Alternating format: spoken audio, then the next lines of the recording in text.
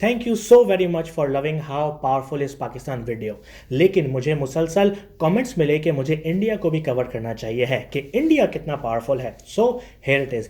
And video के आखिर में मैं पाकिस्तानी साबिक DGISI का कमेंट भी शेयर करूंगा कि पाकिस्तान इंडिया का एक्चुअल गोल क्या है अपनी डिफाई कैपेबिलिटी के हवाले से। सो वीडियो प्लीज़ पूरी देखें क्योंकि उससे बहुत से पाकिस्तानी सरप्राइज होने वाले हैं। This is Gauhar Ali Rizvi and you are on my channel.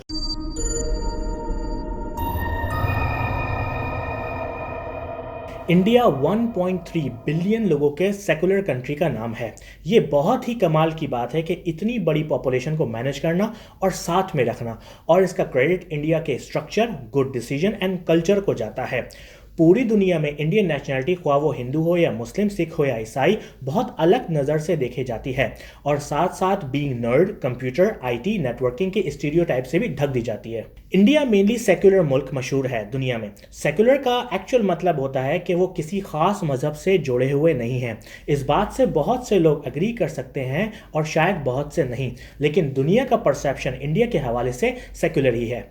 India दुनिया का दूसरा सबसे ज़्यादा आबादी वाला मुल्क है चाइना के बाद, और इतने बड़े मुल्क की आर्मी इस मुल्क के हिसाब से बहुत ही कम है, तकरीबन 14 लाख। इसके अलावा 11,50,000 लोग रिजर्व मिलिट्री का हिस्सा हैं। 1.25 अरब की आबादी वाले मुल्क के लिए तकरीबन 25 लाख बहुत ही कम आर्मी हो सकती है, लेकिन उसके बावजूद भी दुनिया की दूसरी बड़ी आर्मी कहलाती है चाइना के बाद। लेकिन अगर इंडिया की एक्टिव आर्मी और रिजर्व आर्मी को मिला दिया जाए और फिर चाइना से कंपेयर किया जाए तो इंडिया की आर्मी दुनिया की सबसे बड़ी आर्मी कहलाएगी।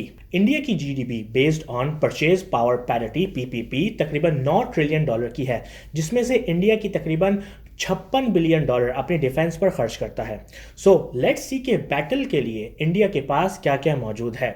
लैंड बैटल के लिए इंडिया के पास तकरीबन 4,426 टैंक्स हैं, 6,700 के करीब आर्मर्ड फाइटिंग व्हीकल्स हैं, 290 सेल्फ प्रोपेल्ड गन्स हैं, 7,414 towed artillery, 292 multiple launching rocket systems हैं।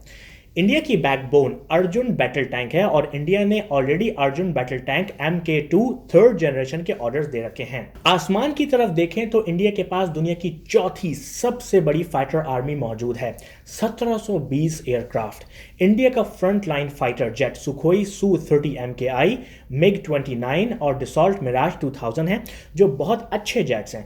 अगर आप इनमें से किसी भी एक जेट पर इंडिविजुअल वीडियो देखना चाहते हैं तो please let me know in comments and I will definitely consider it. बहरिया में इंडिया के पास 67,000 नेवी पर्सनल्स हैं। इसके अलावा इंडिया के पास एक एयरक्राफ्ट कैरियर है, 11 डिस्ट्रॉयर्स हैं, 14 फ्रिगेट्स हैं, 15 सबमरीन्स हैं, 23 कॉर्वेट्स हैं, 7 माइन वॉरफेयर हैं और 72 पेट्रोल शिप्स हैं, जो कि इंडिया को दुनिया की 7वीं सबसे बड़ी नेवी बना देती है। पानी में इंडिया को हराना बहुत ही मुश्किल होगा किसी भी मुल्क के लिए, और इंडिया स्टिल और ज़्यादा इन्वेस्ट कर रहा है अपनी नेवी में, जिसका रीज़न मैं आपको अपनी CPAC वाली वीडियो में बताऊंगा। सो प्लीज़ सब्सक्राइब करें अगर आप मेरी वीडियोस देखना चाहते हैं तो। इन सब के अलावा इंडिया के पास एक वास्ट रेंज ऑफ मिसाइल्स मौजूद हैं, जो कि इंडिया के सिर्फ हमसायों के लिए ही नहीं बल्कि पूरी दुनिया के लिए खतरा बन सकते हैं। इंडिया के पास अस्त्र, प्रहार, निर्भय हैं। के मिसाइल फैमिली में K-15 जो कि 750 किलोमीटर रेंज रखता है, K-4 जो कि 5,000 किलोमीटर की रेंज रखता है, और इंडिया K-5 भी डेवलप कर रहा है जो कि 6,000 किलोमीटर की रेंज रखेगा। इसके अलावा ब्राह्मोस 1 और 2 हैं जो कि 400 से 600 किलोमीटर की रेंज रखते हैं। शौर्य है जो कि 700 किलोमीटर की रेंज रखता है। पृथ्वी 1, 2 और 3 जो कि 150 किलोमीटर से 600 किलोमीटर तक की रेंज रखते हैं। एंड इंडिया का मेन मिसाइल अग्नि सीरीज है, जिसमें अग्नि 1 1200 किलोमीटर की रेंज, अग्नि 2 2000 किलोमीटर, अग्नि 3 3000 किलोमीटर, अग्नि 4 3700 किलोमीटर, अग्नि 5 8,000 किलोमीटर और अग्नि 6 जिसके बारे में स्पेकुलेशंस हैं कि उसकी रेंज 10,000 किलोमीटर तक की होगी। 8,000 किलोमीटर को अगर मैं मैप पर ड्रॉ करूं तो कुछ ऐसी तस्वीर सामने आएगी। फॉर श्योर हमें अंदाज़ा होता है कि इंडिया कितना पावरफुल है, इसलिए मुझे अंकल बेन की वो लाइन याद आती है कि with great power comes great responsibility. And इसी रिस्पॉन्सिबिलिटी को सही से समझना बहुत ही इंपॉर्टेंट है, क्योंकि यही रिस्पॉन्सिबिलिटी प्रूव करेगी कि क्या इंडिया पीस की तरफ बढ़ना चाहता है या केओस की। और जो लोग इंडिया एंड पाकिस्तान की आर्मीज को कंपेयर कर रहे हैं उनके लिए एक क्लियर पॉइंट ऑफ व्यू में आपको पाकिस्तान के साबिक DGISI रिटायर्ड जनरल एहसानुल हक का एक कमेंट शेयर कर दूं जो उन्होंने सलीम साफ़ी के प्रोग्राम जरगा में दिया, जिसमें उन्होंने कहा हकीकत यह है कि इंडिया का चाहे न्यूक्लियर प्रोग्राम हो, चाहे मिसाइल प्रोग्राम हो, उसके पीछे उनकी ये सोच है कि वो आलमी कुव्वत बनना चाहते हैं, वो सुपर पावर बनना चाहते हैं। ठीक। पाकिस्तान के उसके मुकाबले में हमारी सोच बहुत फोकस्ड है, बहुत महदूद है।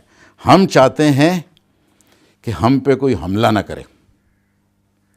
हमारी न्यूक्लियर कैपेबिलिटी, हमारी मिसाइल कैपेबिलिटी और बाकी हमारी दिफाई कैपेबिलिटी इस मकसद के लिए है कि पाकिस्तान पे के ख़िलाफ़ कोई जारहाना सोच भी ना रखे और हमारे ख़िलाफ़ कोई जारहाना इक़दाम भी ना उनके करे। मिसाइल तो अगर आप वो प्रोग्राम देखना चाहते हैं तो I will put a link in the description, must watch it. And that's it. Hope कि आपको मेरी वीडियो पसंद आई हो। प्लीज़ लेट मी नो कि आपको ये वीडियो कैसी लगी। फेसबुक पर मुझे ज़रूर फॉलो करें। अगर आप मेरी पर्सनल लाइफ को फॉलो करना चाहते हैं तो मुझे इंस्टाग्राम पर फॉलो करें gohar.rizvi। यूट्यूब पर प्लीज़ मुझे ज़रूर सब्सक्राइब करें www.youtube.com/mychannelvideo। And I will see you in the next video.